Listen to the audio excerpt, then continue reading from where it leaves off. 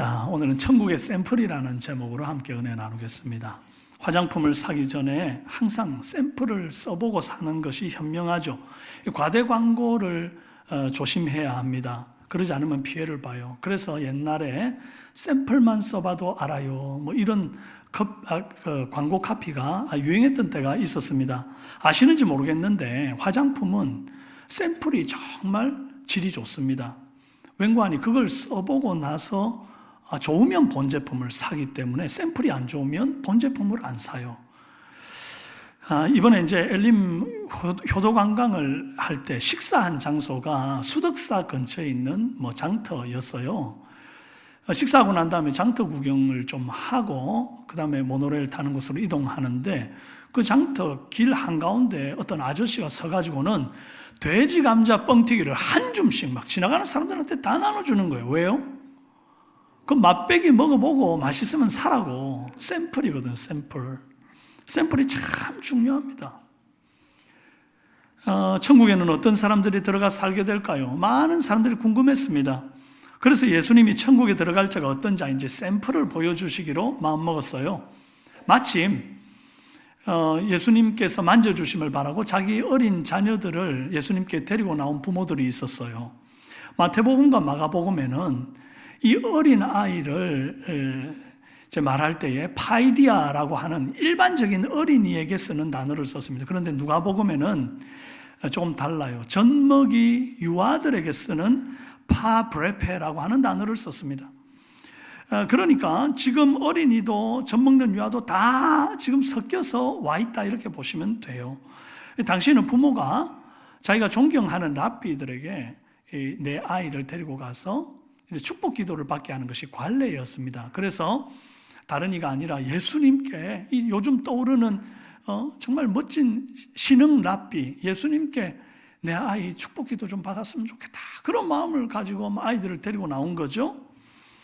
제자들은 어린이와 심지어 그 유아들까지 데리고 나온 이 부모들을 보면서 화를 내고 꾸짖었습니다. 아우, 극성맞은 부모들 같으니라고. 저 치맛바람이 문제야, 이러면서. 예수님 보디가드 역할을 제자들이 하다 보니까 자도 이게 이제 사람들한테 시달리다 보니까 막 이제 날이 늘 서 있는 그런 상태였던 거죠. 근데 예수님은 오히려 그 꾸짖는 제자들에게 호통을 치십니다. 마가복음 10장 14절에 예수께서 보시고 노하시어 이르시되 어린 아이들이 내게 오는 것을 용납하고 금하지 말라. 하나님의 나라가 이런 자의 것이니라 그랬습니다. 여기 노하셨다 하는 단어가 에가낙테센이라고 하는 단어인데 이게 매우 진노하셨다, 이런 뜻입니다. 예수님 성경에 보면 매우 진노하신 경우가 몇 번 안 됩니다. 성전을 정화시킬 때, 엎을 때, 그럴 때 말고, 또 이제 바리새인들, 서기관들에게 독사의 자식들아 하면서 이렇게 혼을 치실 때 말고 별로 이런 일들이 없는데, 지금 어린아이들이 예수님께 나오는 것을 막아선 제자들을 향해서 진노하셨단 말이에요. 부모들이 바란 것은 그저 우리 아이가 예수님께 한번 만져줬으면 좋겠다 하는 요 아주 소박한 마음의 소원을 가지고 나왔던 것뿐입니다. 여러분, 예수님 만져주는 것을 아무것도 아닌 것으로 여기는 그런 부모들은 애초에 아이들 데리고 오지도 않았어요. 오히려 세상적으로 출세시키기 위해서 어릴 때부터 엘리트 코스 밟게 하기 위해서 고관 대작들의 자녀들과 어울리게 하는 것이 그들의 욕망일 겁니다. 그러나 여기 나온 부모님들은 달라요. 주님의 축복기도 한번 만져주심, 그게 너무 정말 마음에 원하는 소원이라서 영적인 열심을 갖고 그렇게 축복기도의 가치를 알고 나온 겁니다. 여러분, 오늘 우리 삼성의 부모들이 정말 여기 성경에 나오는 예수님께 자녀를 데리고 나온 부모들 같은 그런 마음을 품고 아이들을 예수께로 인도하는 은혜 있기를 바랍니다. 어린아이들은 엄마 아빠가 시키는 대로 예수님 앞에 나오다가 얼떨결에 제자들의 꾸지람을 듣고는 그냥 당황을 해버립니다. 어부였던 이 제자들이잖아요. 그러니까 피부가 검게 타고 뱃사람의 그 거친 포스가 있잖아요. 이렇게 무섭게 생긴 아저씨들이 인상을 쓰고 꾸짖는데 겁먹지 않을 아이들이 어디 있습니까? 어떤 아이는 울면서 아마 뒤에 서 있는 엄마한테 냅다 달려갔을지 모르겠어요. 어떤 아이는 너무 놀라고 얼어가지고 그 자리에 그냥 굳어 서 있을 수도 있고, 어떤 아이는 엄마 품에 안긴 채로 그냥 울음을 터뜨렸을 수도 있습니다. 이런 분위기, 아주 싸한 분위기 속에서 긴장감이 도는데 예수님께서 아주 부드러운 목소리로 말씀하시는 거, 얘들아 이리 오너라 이러시는 거예요. 제자들의 꾸지람에 머뭇거리던 이 부모들이 이제 예수님 목소리를 듣고는 아이들을 데리고 예수님께 나오기 시작했습니다. 마가복음 10장 16절, 그 어린 아이들을 안고 그들 위에 안수하시고 축복하시니라 그랬어요. 누가복음에는 그냥 예수님께서 가까이 하시고 난 다음에 천국에 대해서 이렇게 설명을 하시는데, 이제 같은 사건에 대한 마가복음 본문은 예수님께서 그 아이들을 안아주고 또 안수해주고 축복하면서 비로소 천국에 대해 가르치기를 시작했다 이 말이에요. 16, 17절에 예수께서 그 어린아이를 불러 가까이 하시고 이르시되 어린아이들이 내게 오는 것을 용납하고 금하지 말라. 하나님의 나라가 이런 자의 것이니라. 내가 진실로 너희에게 이르노니 누구든지 하나님 나라를 어린아이와 같이 받아들이지 않는 자는 결단코 거기 들어가지 못하리라 하시니라 그랬습니다. 여러분, 예수님은 품에 안은 어린아이를 천국에 들어갈 자의 샘플로 삼으셨습니다. 천국 들어가고 싶으면 누구를 보면 돼요? 어린아이를 보면 돼요. 그리고 어린아이처럼 천국을 받아들여야 합니다. 어린아이는 천국에 대한 100마디 설교보다 나은, 한번 눈으로 보는 좋은 천국 샘플인 거죠. 그리고 이 샘플은 아무데나 어디에서나 볼 수 없는 아주 구하기 힘든 희귀한 샘플이 아닙니다. 우리 집에도 있고 우리 교회 와도 있고 길거리에 나가도 있고 차를 타도 있고 어디에나 어린 아이들은 눈에 띄는 거죠. 왜 이렇게 흔한 샘플로 천국 백성의 이 견본을 삼으셨을까? 항상 언제나 어디서나 어린 아이들이 보이면 그 아이들에게 비춰 나를 돌아보라고. 그래서 아이들의 그 순수한 마음으로 하나님 나라를 받아들이는 모습과 얼마나 달리 내가 때묻었고 세속적이어졌는가를 자꾸 비교해 보면서 덜어낼 것은 덜어내고 더할 것은 더해라고 주님이 어린아이, 그렇게 눈에 많이 띄는 어린아이를 샘플로 주신 줄로 믿습니다. 그렇다면 어린아이 같이 천국을 받아들이는 건 어떤 것일까요? 먼저 어린아이는 부모님이 하는 말씀을 액면 그대로 믿습니다. 읽어봅시다.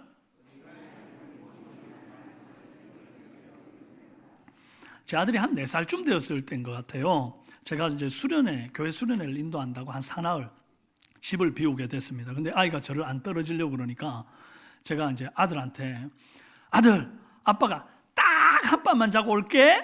그랬더니 얘가 막 울러다가 참고 한 밤만 자고 오는 거야? 이러고는 아주 용감하게 잘 넘어갔어요. 근데 제가 한 밤만 자고 오나요? 그 다음 날이 됐는데 그러니까 아무리 기다려도 제가 안 오니까 밤새 잠을 안 이루고 있다가 아침이 돼서야 이렇게 어찌어찌 자고 일어나가지고는 아빠가 안 보인다고 막 울었대요. 그래가지고 애 엄마가 아침에 전화가 왔는데 애가 너무 운다고 좀 달래주라고.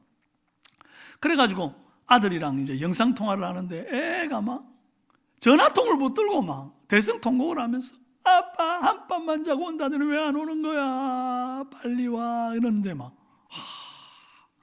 아빠의 마음이 희한하대요. 이게 막 감동적이고 막 너무 좋고, 야, 세상에 나를 이렇게 필요로 하는 사람이 있나. 근데 얘를 위해서는 내가 못할 것이 없겠다. 막 그냥 아빠의 마음에 용기가 불끈불끈 솟더라고요. 여러분, 아이는 부모가 하는 말을 곧이곧대로 듣습니다. 그래서 거짓말 함부로 하면 안 돼요. 오늘 본문 21절에도 보면 여짜오되 이것은 내가 어려서부터 다 지켰나이다 이런 말씀이 있는데 이게 누가 한 말인가 하니까 어떤 한 부자 관리가 예수님께 와가지고 어떻게 해야 내가 영생을 얻을 수 있나요? 라고 물었어요. 그랬더니 예수님이 20절에서 이렇게 대답합니다. 네가 계명을 안 하니 간음하지 마라, 살인하지 마라, 도둑질하지 마라, 거짓 증언하지 마라, 네 부모 공경해라. 그랬더니 이 관리가 하는 말이 이것들은 제가 어려서부터 다 지킨 것들이에요. 그렇게 당당하게 얘기하는 겁니다. 여러분, 아무것도 모르는 어린 아이가 어려서부터 이 율법을 다 지킬 정도면 이건 100% 부모가 교육했기 때문입니다. 부모가 유대인이었기 때문에 율법, 이 토라를 어릴 때부터 가르쳤던 거고, 어린 아이가 그것이 진리인 줄 알고 따랐다는 거죠. 만약에 그 부모가 불교 신자 같았으면 어릴 때부터 불교 학교 다니고 뭐 아니면 템플스테이 같은 거 이런 거 하고 막 그러면서 아이가 이제 신앙이 이제 그런 방향으로 크게 되는 거거든요. 부모의 신앙이 그만큼 중요합니다. 디모데후서 3장 15절에 또 어려서부터 성경을 알았나니 성경은 능히 너로 하여금 그리스도 예수 안에 있는 믿음으로 말미암아 뭐에 이르는 지혜가 있게 한다고요? 구원에 이르는 지혜가 있게 하니라. 그럼 세상 어디에도 성경 말고는 구원에 이르게 하는 지혜가 있는 책은 없어요. 그래서 여러분, 어린아이는 백지와 같기 때문에 부모가 어떤 그림을 그리느냐에 따라서 아이가 그대로 받아들이고 그대로 그려내는 삶을 사는 겁니다. 그러므로 구원에 이르는 지혜가 있는 성경을 어려서부터 잘 가르치는 경건한 부모들이 되시고 경건한 조부모들 되시기를 바랍니다. 여기 많은 분들이 지금 손자 손녀들 케어하시는 분들도 계시죠? 여러분들이 다음 세대를 책임지고 있다는 것을 기억하시길 바라요. 여러분, 자녀는 부모들의 말을 액면 그대로 믿습니다. 그런데 어른들은 그렇지가 못해요. 이게 문제입니다. 예수님 죽으시고 3일 만에 부활하실 것에 대해서 여러 번 말씀하셨잖아요. 그런데 그걸 믿지도 않고 예수님 부활하신 거 확인도 하기 전에 엠마오로 내려가던 두 제자들에게 예수님 부활하셔가지고 나타나십니다. 그러고는 하시는 말씀이 누가복음 24장 25절 이르시되 미련하고 선지자들이 말한 모든 것을 마음에 더디 믿는 자들이여. 너무 달고 달아가지고 아무리 말씀해도 더디 믿는 거예요. 심지어 예수님이 부활하신 몸을 직접 사도들에게 눈앞에 보여주는데도 의심하고 못 믿는 자들이 있었다는 겁니다. 마태복음 28장 16절 17절 말씀. 11 제자가 갈릴리에 가서 예수께서 지시하신 산에 이르러 예수를 배웁고 경배하나 아직도 의심하는 사람이 있더라. 하나님 아버지 말씀 좀 액면 그대로 믿고 신뢰하는 은혜 있기를 바랍니다. 조금 더 의심하지 말고 더디 믿지 말고 주의 말씀이라면 무조건 아멘 순종하는 저와 여러분 되시기를 바랍니다. 다음으로 어린아이에게는 모든 사람이 다 가족입니다. 읽어봅시다. 자, 예전에 청년 사역을 할 때 청년들을 집에 초청해서 이렇게 막 식사도 하고 얘기도 하고 이제 그랬던 적들이 많은데, 청년들이 꼭 저희 집에 오면 우리 집 애들을 보고는 삼촌 해봐, 삼촌, 이모 해봐 막 이래요. 근데 사촌도 아니고 촌수도 전혀 없는 사람들, 나이도 엄청 차이 나잖아요. 애는 이제 3살, 4살, 5살 이러고 있는데 이 삼촌 해봐 이러는 사람은 지금 벌써 20, 30 이러고 있단 말이에요. 그런데도 불러라 하면 또 불러요. 진짜 삼촌인 줄 알고 삼촌, 삼촌. 여자는 다 이모, 이모. 근데 왜 고모는 없죠? 참 미스테리합니다. 처음 만났어요. 성도 달라요. 아무 상관없어요. 부자든지 가난하든지 잘났든지 못났든지 뚱뚱하든지 홀쭉하든지 아무 상관없이 남자는 삼촌이요, 여자는 이모요.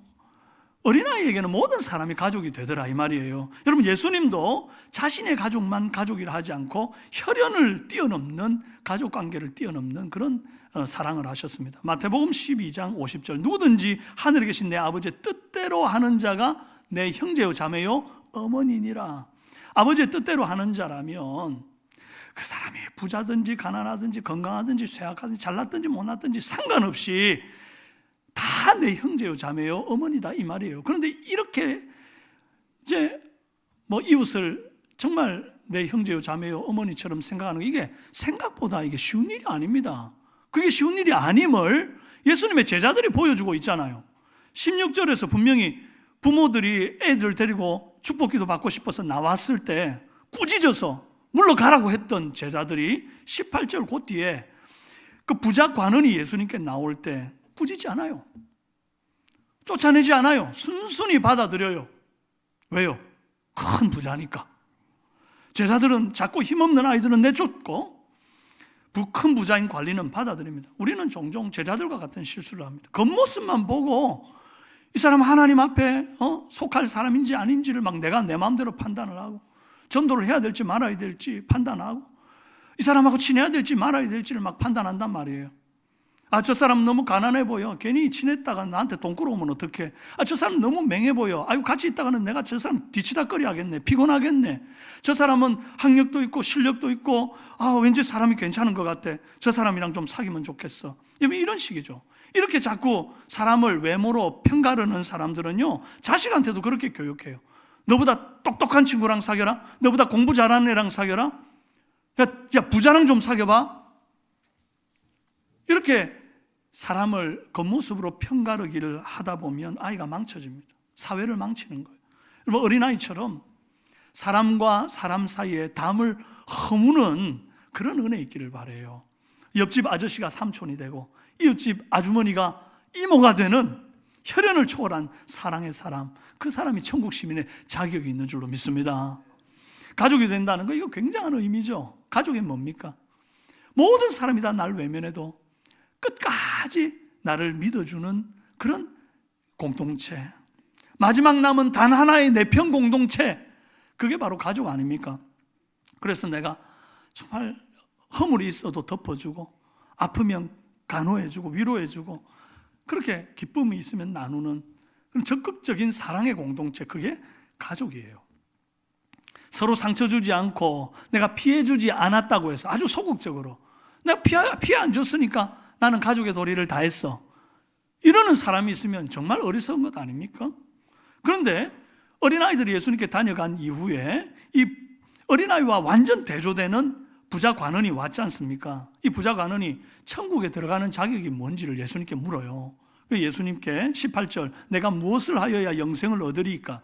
정답은 어린아이처럼 되면 된다, 이렇게 하면 되잖아요. 그런데 예수님이 참 친절하게 더 구체적으로 20절에 설명을 해줘요. 네가 계명을 안 하니 간음하지 마라, 살인하지 마라, 도둑질하지 마라, 거짓 증언하지 마라, 네 부모를 공경해라. 5, 6, 7, 8, 9계명을 쫙 얘기를 합니다. 1에서 4계명은 하나님과 우리 사이의 관계, 5에서 10계명은 사람과 사람 사이의 관계를 말하고 있잖아요. 근데 그 중에서 10계명, 내 이웃의 집을 탐내지 말지니라 하는 그 말씀을 제외하고 이 다른 계명을 다 예수님께서 언급하신 거예요. 이 부자 관원이 어릴 때부터 나 이거 다 지켰어요 라고 자신 있게 얘기하는 겁니다. 이 부자 관원은요, 10계명을 범하지 않은 것을 굉장한 자부심으로 여기는 사람입니다. 그것으로 충분히 자기 할 도리 다 했다고 생각하는 사람이에요. 남에게 해를 안 끼친 거죠. 간음 안 했어요. 거짓말도 안 했어요. 도둑질도 안 했어요. 그러면 하나님 뜻을 다 이룬 겁니까? 착각이죠. 여러분, 10계명은 인간으로서, 성도로서 하지 말아야 할 최소한의 것을 기록해 놓은 그런 성문법입니다. 부모님이 하지 말라 하는 것을 안 했다고 해서 내가 효도를 다 했다고 말할 수 있습니까? 부모님이 도둑질 하지 말라 했는데 내 도둑질 안 했으니까 나는 효도를 다 했어. 부모님이 싸우지 말라 했는데 내가 안 싸웠으니 나는 할 도리 다 한 거야. 이게 무슨 말도 안 되는 소리입니까? 지금 이 부자 관원이 하는 얘기가 딱 그거란 말이에요. 그러니까 예수님이 그렇게 말합니다. 너 하지 말라는 거 안 했다고 너무 자신하는구나. 그러지 말고 네 있는 것을 팔아서 네 그 많은 재산을 팔아서 가난한 자들을 좀 나눠주렴. 너 정말 내가 원하는 것이 무엇인지 아니? 나는 네가 그렇게 하기를 원해.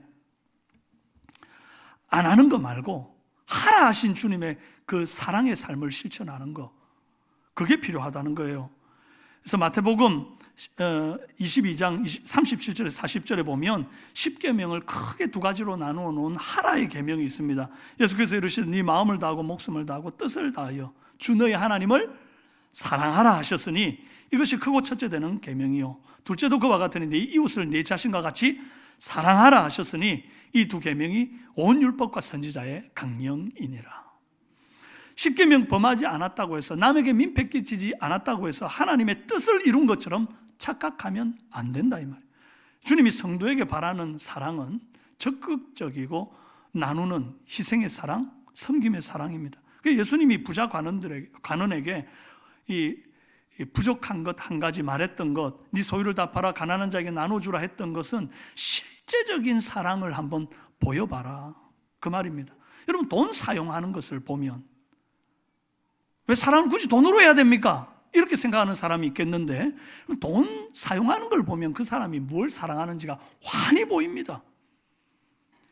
지식을 사랑하는 사람은 그 돈을 가지고 책 사는 데 쓰고 비싼 등록금이라도 아끼지 않고 내고 학교를 다녀요. 이성을 사랑하는 사람은 이성에게 아무리 비싼 것이라도, 또 내가 아무리 돈이 없어도 무슨 짓을 해서라도 선물을 해줘요. 도박을 사랑하는 사람은요, 그렇게 하지 말라 그래도 그 피 같은 돈을 도박장에다가 쏟아 붓습니다. 사랑하니까요. 그럼 사랑하면 돈을 써요. 그럼 이웃을 사랑한다는 어떤 거겠습니까? 이웃을 그냥 남으로 생각하는 게 아니라 혈연관계를 뛰어넘어서 내 형제요, 자매요, 내 가족이라고 생각하고 그들에게 힘들 때, 그들이 어려울 때 내 돈을 쓰는 것을 이웃 사랑이라고 말하는 거예요. 아멘이 되십니까? 지난주에 우리가 경남 경북 산불 이재민 돕기 특별 헌금했잖아요. 700만 원이 모였습니다. 얼마나 감사한지 몰라요. 주님이 참 여러분들의 마음 가운데 그와 같은 긍휼의 마음 주셨기 때문에 이처럼 귀한 물질이 거두어졌다고 생각합니다. 여러분, 이 물질을 가지고 이제 피해 상황을 충분히 살펴서 이재민들과 불탄 교회 돕는 사역에 사용하겠습니다. 집행하고 난 다음에 여러분들에게 투명하게 또 한번 말씀드리도록 하겠습니다. 여러분, 우리는 이처럼 어려움 당한 이웃들에게 그들을 내 가족처럼 생각하고 그 어려움에 팔 걷어 붙이고 힘이 필요하면 힘으로, 돈이 필요하면 돈으로 그렇게 행동하는 사랑, 베푸는 사랑, 실제적으로 값없이 주는 사랑을 우리 주님이 원하고 있다는 사실을 꼭 기억하시고, 그런 사랑하는 자가 바로 어린아이같이 천국을 받아들이는 자라는 것을 기억하시기를 바랍니다. 끝으로 어린아이는 부모와 함께라면 어디든 갑니다. 읽어봅시다. 그러면 제가 어릴 때 아이들 데리고 에버랜드에 놀러 간 적이 있습니다. 귀신의 집을 들어가려고 하니까 애가 무섭다고 안 들어가려는 거예요. 아빠가 있잖니, 아빠 붙들고 가자. 그러고는 손을 딱 잡고 들어가니까 애가 따라와요. 그리고 기어이 끝까지 다 통과했다니까요. 롤러코스터를 한번 타봐야 되지 않겠니? 아빠랑 같이 가자. 그러니까 애가 겁난다고 안 간다는 거, 아빠가 있으니까 가자. 그러고 손을 잡고 탔어요. 사실은 제가 더 겁이 났어요. 근데 아이를 위해서 경험시켜 주려고 그걸 참고 이렇게 한 거예요. 제가 갔더니 애도 따라와요. 또 물놀이를 가요. 깊은 곳이에요. 애가 겁난다고 안 들어오겠다. 아빠가 있잖니. 그러고 탁 안으니까 끝까지 또 따라 들어오는 거예요. 여러분, 부모가 가면 아이가 오는 겁니다. 여러분, 오늘 말씀에도 보니까 부모가 아이들을 데리고, 어린이를 데리고 예수님께 왔잖아요. 그런데 만약에 부모가 저 멀리 있고 아이들한테, 얘들아, 저기 그 아저씨들, 시꺼먼 아저씨들 많이 모여있는데 있지? 저기 뚫고 들어가면 거기 예수님이라는 분이 있을 거야. 그분한테 가서 축복기도 받고 와. 그리고 등 떠밀면 애들이 가겠습니까? 안 갑니다. 그 시꺼먼 아저씨들, 우락부락하는 아저씨들이 거기 옹기종기 모여가지고 막 무리를 이루고 있는데 무슨 용기가 나서 애들이 가겠어요? 부모가 애들 손을 잡고 너희들 예수님께 축복받으러 가자. 가니까 그 무리들 틈바구니가 겁이 나지만 참고 가는 거 아니에요. 여러분, 우리가 이런 어린아이 같은 마음이 있으면 참 좋겠어요. 하나님 아버지와 거리가 멀어지면 마음이 너무 슬프고 두렵고, 그래서 견딜 수 없어서 주님을 부르짖고, 하나님 아버지와 함께 있으면 어디든 가리라 하는 그런 어린아이 같은 마음 소유하시기를 바랍니다. 다니엘의 세 친구 사드락, 메삭, 아벳느고가 생각나요. 평소보다 7배나 뜨거운 이 극렬히 타는 풀무불에 던져졌습니다. 다니엘서 3장 25절에 왕이 또 말하여 이르되 내가 보니 결박하지 아니한 네 사람이 불 가운데로 다니는데 상하지도 아니하였고 그 넷째의 모양은 신들의 아들과 같도다 하고, 분명히 세 사람 집어 던졌는데 네 사람이 거기서 자유롭게 돌아다니는 거예요. 많은 신학자들은 이 풀무불 속에서 다니는 신들의 아들과도 같은 사람을 성자 예수님께서 구약시대에 현현하신 것으로 해석을 합니다. 예수님 나와 동행하시면 불 속에라도 들어갈 수 있는 그런 어린아이 같은 순수한 마음, 저와 여러분들의 마음 되기를 원합니다. 주님이 함께 하시면 아골골짝 빈들이라도 가서 복음 전할 수 있는 마음, 그것이 저와 여러분들의 마음 되기를 원합니다. 이런 마음을 품은 사람이 어린아이같이 천국을 받아들이는 사람일 것입니다. 오늘은 어린이 주일입니다. 저와 여러분은 하나님 나라를 어린아이같이 받아들이기를 바랍니다. 주님의 말씀을 의심 없이 액면 그대로 믿는 어린아이같이 되고, 또 이웃을 사랑하되 남이 아니라 내 가족처럼 생각하는 그런 사랑의 마음 가집시다. 그리고 아버지께서 어디로 이끌든지 주님 가시는 곳이면 두려움 없이 담대하게 따라 나서는 그런 저와 여러분 되기를 바랍니다. 그리하여 천국 시민다움 어린아이 같은 순수한 믿음의 사람 다 되시기를 주님의 이름으로 축원합니다. 우리 찬송